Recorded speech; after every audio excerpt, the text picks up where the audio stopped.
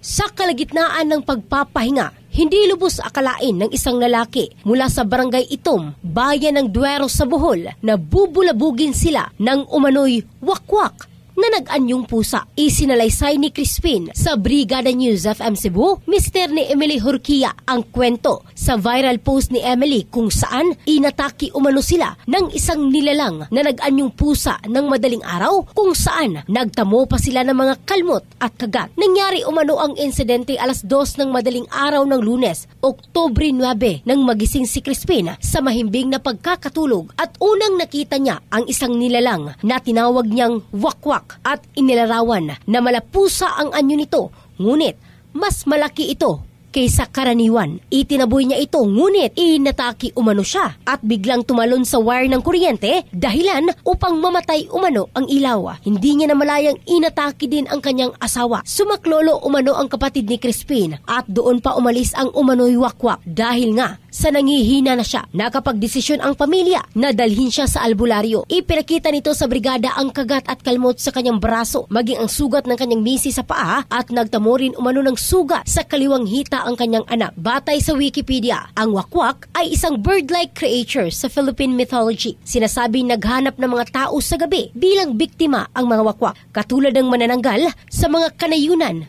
ng Pilipinas. Ang bahaging ito ay hatid ng Drive Max Adult Herbal Capsule, lalaking laging umaangat. In the heart of changing lives, ito si Michelle Craste ng Brigada News Philippines, The Music News Authority.